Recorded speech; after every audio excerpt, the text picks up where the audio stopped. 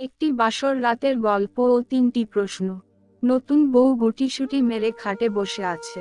সারা দিন অনেক ধকল গেছে, তাই এখন খুব ক্লান্ত সে। তারপরেও মনের কোণে কোথায় যেন খেলা করছে ভীষণ আনন্দ। কেনই বা আনন্দিত হবে না? অনেক বছর অপেক্ষার পর সে তার রাজপুত্রের দেখা পেয়েছে। এটা কি কম খুশির কথা? কিন্তু রাজপুত্র বাসরঘরে আসতে এত দেরি করছে কেন?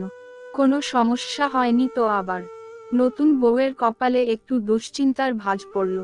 হঠাৎ কার পায়ের আওয়াজ।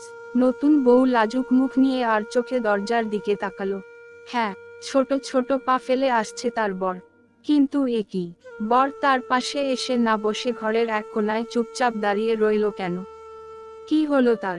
তাকে এমন বিধ্বস্ত লাগছে কেন? সে কি কোনো কথা বলবে না? কিছুক্ষণ অপেক্ষা করল বউ, কিন্তু না, বর তখনও নীরব।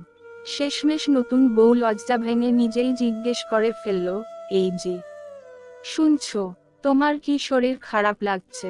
কোনো উত্তর এল না বরের কাছ থেকে। বউ আবার জিজ্ঞেস করল, কি ব্যাপার? কিছু বলো। গম্ভীর কণ্ঠে জবাব দিল বর, আমি এ ব্যাপারে কোনো মন্তব্য করব না। নতুন বউ ভয় পেয়ে গেল। কি ব্যাপার? বিয়ের রাতেই ঝগড়া, লক্ষণ তো ভালো ঠেকেছে না। বউ বলল, মানে কি?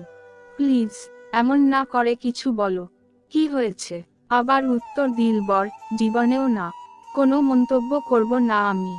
বউ এবার একটু রাগ করল, কিন্তু কেন? আমার কি অপরাধ? কি করেছি আমি?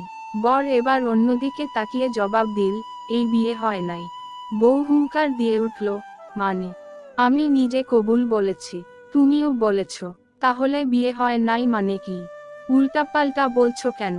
একটি স্বচ্ছ, নিরপেক্ষ ও আন্তর্জাতিক মানের বিয়ে হতে হবে। তা না হলে আমি বিয়ে মানি না। মানব না। নির্লিপ্ততা কণ্ঠে বরের জবাব।